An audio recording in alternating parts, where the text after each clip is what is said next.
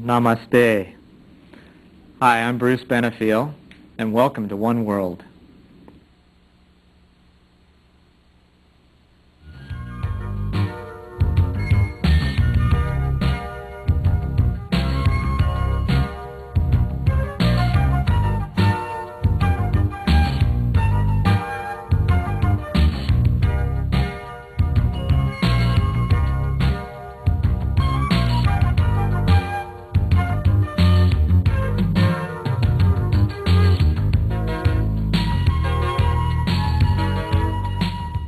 Hi, back again. This episode's guest is a very dear friend of mine. You might recognize him. Several years ago, he played the character of Wo Fat on Hawaii Five-0. This evening, I'd like to introduce to you Khigh Dhiegh. Khigh, it's a pleasure to have you here. It's a pleasure to be here with you, Bruce. Thank you. And nice to see that you're doing so well. Thanks again. Khigh, I first met you, I believe it was in the fall of '81, and you were the rector of a Taoist temple in Tempe. How is that going?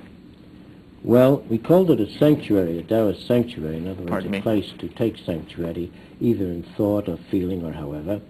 And I closed the physical facility down in January of this year. And after closing the physical facility down was because I felt that Taoism had a more universal purpose and function than being restricted to four walls, and that it was a philosophy that had global aspects, and it dealt with global consciousness. Something we need now. True. So that got me into the idea of promoting with a few friends, which we are now still in the formative stages, of promoting a concept that began many, many years ago during the Wendell Willkie era. And you're speaking of world citizenship. Yes. And in Wendell Willkie's era, there was a young man named Gary Davis. His father was a very popular band leader, and often his orchestra played at the White House. And he started a One World Passport movement. And he issued a passport, and it cost you $10. And I believe the government's passport was $5 at the time. And I had one. I don't know what happened to it after all these years. But you could travel with it. And America, France, and England absolutely refused to recognize it. I think Italy did recognize it, and many of the Balkan countries and many Asiatic countries recognized. So you took both passports, and you'd have them validated when you arrived. And it was an idea that was quite right, but it was just premature. Now, a lot of people now have some qualms with this one world theory, at least from a governmental standpoint. Well, I think if you listen to the news and if you read, you'll discover that people all over the world, not only the peoples of countries, but also the leaders of countries, are now talking in terms of a global consciousness. As you know, in Europe, they are already discussing and getting into operation the machinery that will do away with passports so that there'll be just one passport to travel throughout Europe, anywhere. And even with the common market, which to my understanding is coming online December 22nd of 1992, this would coincide with that, as the need to break those barriers down. Exactly. So if you have a one passport for Europe, why not have one passport for the world? Makes sense. And you have all of over the world, you have many different groups that are striving to save the planet, because our planet is in trouble. It's in dire straits, you better believe We it. are in trouble. And you have groups like Greenpeace, Sierra Club, the Conservancy Group. In Australia, there's a marvelous group called Earth Repair. And as a matter of fact, they are fascinating. have some material from them that they sent from Australia. And what is interesting is that it really encourages us to get rid of the vanity. Look at this envelope. I'll let you describe it. This is what the material came in. Can you describe what that envelope is? Obviously a used envelope that they had received. A recycled envelope. And instead of using a new envelope, they've used an old envelope that they have received, and they've put labels on it and filled it up, and they're recycling it. And even the envelope that's inside that had some of the material that they sent was also used. Mm-hmm. And that is one way to really start saving the forest. And stop destroying them. And stop destroying them, yes. Because people do not realize it, but we are so interdependent with nature and with our environment, and human beings have ignored this. But yet, without the trees and without the plants, we'll soon have no oxygen, not sufficient oxygen to support human life. The pollution that's going on in our industries, the amount of money that has been invested in developing nuclear power, which we were promised was going to give us less expensive electricity, and every year the rates go up and up and up as they bungle through this thing. And the hazardous waste gets more and more and more. And the hazardous waste is increasing. But had they invested the same amount of money in the development of solar power, we would be much farther ahead today, and perhaps there wouldn't be quite as much money to be made. Right. But there would be a healthier globe and a healthier world. And each of these groups, no matter what, save the wildlife, save the squirrels, save the whales, save the fish, and save the waters, each of these have something to contribute. And that's what this little gadget that I brought in and made up was to show that each one has a function. And we can imagine that this is the world and just visualize different things erupting and disturbing it and pulling it apart. And then you think that each one of these groups is doing its little bit. Mm-hmm. But each one is like a single strand. Right. It breaks easily, and anything can defeat it. But if we took several strands and wrapped them together so that we unite these groups, then break that one. Much harder. Almost impossible. And if we put all the groups together, and this is all cotton thread, this is not nylon, this is all cotton thread, and if we put all the groups together as world citizens, in other words, living with a global consciousness, we could even take this and move any of the ladders or any of the equipment in this studio right now. Because we would be working as one. Exactly. And that's just cotton, and we won't even break it.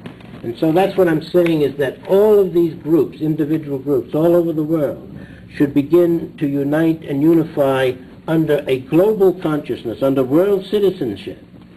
I notice some strides are being made already, such as with Jesse Jackson and the Rainbow Coalition and their efforts to unify all races for political reasons in that case. But nevertheless, at least those strides are being made. Yes, and we need to develop this kind of religious consciousness. And when I use the word religious, I'm not talking about theologies. I'm not even talking about a God concept. I'm talking about a spiritual concept, which is not necessarily theistic and is not atheistic, but it is universal, it is cosmic. And as we develop this kind of consciousness, then we will respect the other person's,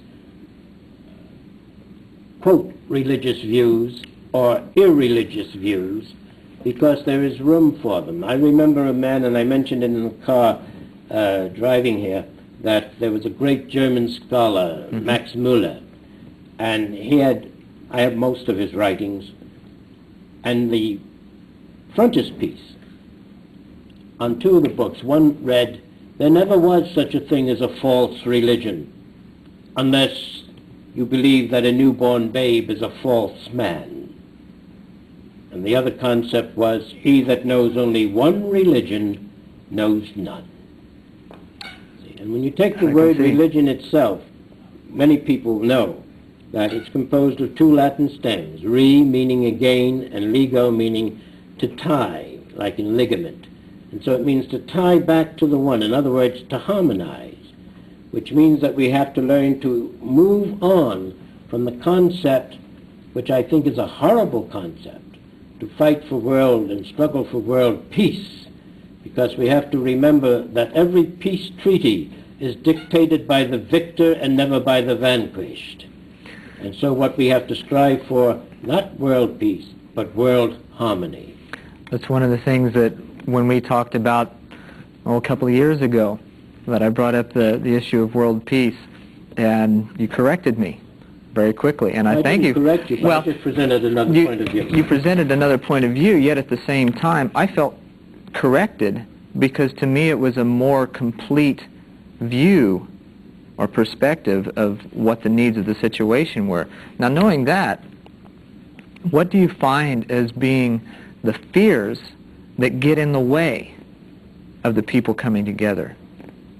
Well, I think they're the same fears that have evolved with the evolution of humanity. Human society began probably with the individual, and he synthesized with nature. And then he found a mate. And that, I like to think, was the first thing. Finding a mate encouraged him to go out and disregard nature. He attacked a tree or something and cut it, and then he carved something out of it, and he presented it to his mate as an offering of respect, of love, of admiration, or whatever. And then they moved on. The family unit developed. And then the family discovered that if they got together with a lot of other families, they could make things easier for themselves. And so then the clan and the tribe developed. And there must have been families that didn't want to have anything to do with it, just as people didn't want to have anything to do with the automobile because it was an instrument of the devil. And there are people today who are beginning to move away from that and live self-sustaining lives on small farms or ranches or what have you, and moving away from the destruction of nature, specifically. Right. And when we destroy nature, any part of nature, we are destroying ourselves, because we are inseparably linked with it. And there's no way for us to escape that. And so they evolved from the tribal society into the city, and then the state, and then the nation. So the next societal evolution has to be global. And I would agree. We have to begin thinking and acting in terms, and you hear it in the speech of forward-looking statesmen. The president of Romania, Gorbachev, was interesting. Many times in his visit with President Bush, he didn't use the word peace. At least it wasn't translated as peace. The word was translated as harmony, you see. And so we're moving toward the realization of how important that is. And what is harmony? Harmony is indispensable to anything that you do in life. Whether you're cooking a recipe, you must have a harmonious proportion of ingredients. Right. If you're driving, you must have a harmonious consideration of other people on the road, if there's not to be an accident and mayhem.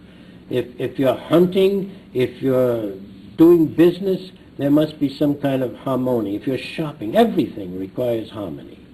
And so that should be our object and our project now, is to emphasize developing harmony, getting ourselves into the harmonious flow. As a side shoot, if you will, of the aspect of harmony, some feel that harmony for them is driving down the freeway with a 357 in the glove box. and anybody who gets in their way, they open fire on. We're having that today. Well, I think... How do you see that being negated, or not necessarily negated, but being restructured, being educated so that... Well, all throughout nature, you will find aberrations. True. And so we cannot do away totally with the aberrative, the manifestation of aberrations. And so we have to learn to accommodate them and handle them in a constructive and creative way to the best of our ability. If we didn't No have... one has ever said life was going to be without problems. That's true. And without those problems, those adversities or those aberrations, we wouldn't have the necessity to grow with them, to develop constructive ways of integrating those various things in our society as a whole. Right. I remember in the sanctuary ceremonies we had a little passage that said, I will use all negative experiences as challenging opportunities. It's one of the things I enjoyed most about coming there, was that kind of instruction. And it works. This is the way to do. We don't deny that there are going to be negative experiences. Embrace them. Yes. But our difficulty is that we often have a tendency to think in terms of absolutes, which has been imposed upon us by Aristotle, upon Western culture. And you think in terms of good and evil. And those terms are ruinous to our consciousness, because there is no thing that is absolutely good or absolutely evil. Things are desirable and undesirable. And what is desirable at one time may not be desirable at another time. I think of that marvelous passage in the Judeo-Christian scripture in Ecclesiastes. There is a time and season for every purpose under heaven. A time to laugh and a time to cry, a time for peace and a time for war, a yin and yang and yin and yang, a time to plant and a time to reap, a time to build and a time to tear down. And everything has its time and its place, its season. And when we recognize that, then we do not react so horribly to the undesirable situations, but we take that as a challenging opportunity to be creative. Right. And also, too, depending on our perspective, correct me if I'm wrong, but when you have the opportunity to rise above a situation and look at its constituent parts, some of those parts, although they may seem undesirable, are necessary in order for the process to become complete. Oh, absolutely. Absolutely. Whether it's desirable or undesirable is something that's personally determined, you see, by our own experience and by our own individual values and by our individual selfishness. Right. And I'd like, about 8 years ago, I wrote, which I'm using in the World Citizenship Movement, I wrote a pledge, if I may read that Sure. to you. As an awakened human being, I declare myself to be a global citizen. I pledge allegiance to the planet Earth on which I live. I shall not participate in any activity that will scar its terrain with the surgery of war. Neither shall I accord with activities that contribute to polluting its waters with deadly chemical waste. Nor shall I support technological procedures that contaminate its atmosphere or its global substance with radioactive residue. I recognize all human beings as my planetary companions. I shall renounce every command and summons that would cause me to inflict non-personally motivated harm or injury upon another human being. I perceive that each person shares with me the societal responsibility of creating and maintaining a world that offers all of its denizens a safe, habitable, and enriching interlude of existence. To this intent, I am sworn. I think that's something that each one of us that are conscious of the situation could stand behind. Yes, well, what are you doing with it? Well, we're trying to get it circulated throughout the world. I'm sending it to the United Nations. I've sent it to statesmen. I've sent it to writers, musicians.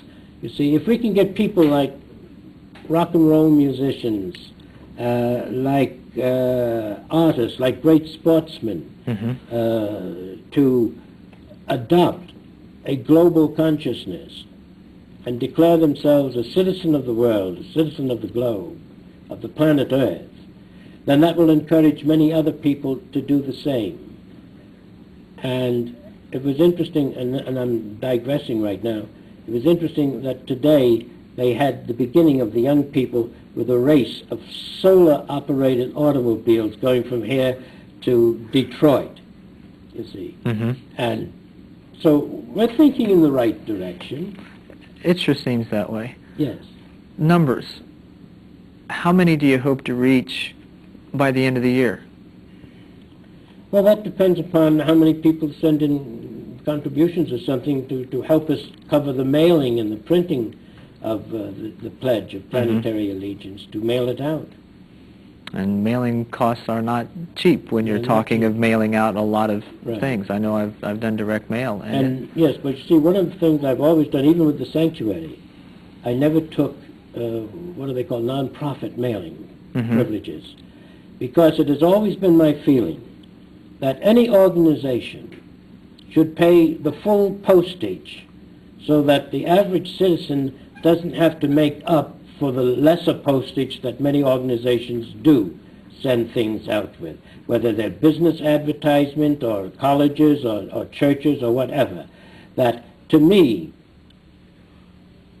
good citizenship is to bear your part of the responsibility of administering government and of financing government. So everything we've ever sent out from the sanctuary has always been first-class mail. Good. In respect of that, some of the things that I've talked to various people about are something like a tax reform that would be inclusive, where the nonprofit status as opposed to the profit status wouldn't matter, that it'd be something like a straight 15%. That way we could all share in the responsibility, and none of us necessarily being hurt by such, and that programs could be adopted to support the needs of the basic people. I mean, which today most of our people are at poverty level or below. There's no need for that much of a percentage. There was the very large, I can't remember his name, Leibowitz or something, in New York State, who was a tax attorney. And we had him on the Long John Nebel show years and years ago on WOR. And he had worked out all the statistics, and he said that what the government should do is to have a 2% tax on every business, every church, every college, every organization in the country, and the government would have more money than even it could waste. Isn't that what Saudi Arabia does now? I don't know. I believe that they have a straight 2% tax on everybody. Right. If a child, if your son got $10, 20 cents would go to the government. You see? And no one could look like today. Many citizens complain because big business has this exemption, that exemption, and so forth, and they don't need it. Any charitable organization, any church, is not going to miss 2% of what it gets. You see. And yet, the amount of money that would flow into the government coffers would be almost unimaginable. It could probably wipe out our debt in 10 years. Just by mere participation, I'm sure that would be true. And get people to rally behind that. So what can people do to propagate the idea of the world citizenship? How can they get involved? Well, they could write to us if they wish to, World Citizens at Post Office Box, may I give the number? Sure. 27806, Tempe, Arizona 85285. And I'll also give the P.O. Box for One World at the end of the show, so that in case people didn't get that, they'll be able to see it and write it down, and I in turn can forward that to you. Fine. And we'll acquaint them with what we're doing. We're trying to get a newsletter out once every 2 months and so forth to announce the progress and announce the new people that are joining the movement. Now, these booklets that you have here, Yes. Khigh, what do these cost to print? I don't know how much they cost to print, but I think someone figured out that we needed $1.50 in order to cover the cost of it, the paper, the printing, and the postage and so forth. Mm-hmm. And I've read through it. It is some very interesting material, and it is entitled World Citizens, A Consummate Evolution for the 21st Century, visualizing the whole universe as one thing, which, from your standpoint, and especially with the Tao, and I really don't see that any organized religion, be it Christian, Taoist, pagan, whatever, is less than looking at something as a whole. We have fractionalized it in our various churches and sects in all the religions, but the essence of that, the common thread, if you will, is that it is one. And we are one people. Yes, one of the interesting things is that usually the founders of so-called spiritual movements, whether you call them religious or not, have a concept of a cosmic consciousness. And it's the followers that come along and then begin to fracture it, right, and compartmentalize it, you see, rather than continuing the global or cosmic concept and encouraging that. They look at the messenger and not the message. Right. I agree, and it seems to be prevalent today where we have so many different types of religions and new ones being brought about all the time, whether that you can call them cults or not. I think any organized religion, be it the Catholic Church, the Mormon Church, the Islamic faith, or whatever, is a cult in that respect. Yet we sometimes see these other organizations that may be smaller in numbers, but have a more true concept of the reality of oneness. I wouldn't say more true. These are words that we have to play with and think about them. Sure. But have a more embracing Better. concept, you see, because there's a tendency to alienate ourselves. I always find it rather interesting that so many of the religions teach the fatherhood of God and the brotherhood of man, and yet if you're of this religion, you can't marry someone of that religion. And where's mom in the process? Exactly. And it's a strange thing, you know, because the activity and the practice violates the concept that is enunciated. So that in many ways, many religions become verbal rather than things of action. Right. Right. What advice can you give to our listeners to help embrace that totality of oneness in their everyday lives as they move through time? I think each person has to find their own way. Okay. And there are many people that have sectarian religious beliefs that can still behave and function globally. Great. Thank you again for being here, Khigh. Thank you. And I thank you all for listening. I hope that you're with us next week. And again, namaste. The divine within me recognizes the divine within you. May you go in peace and harmony.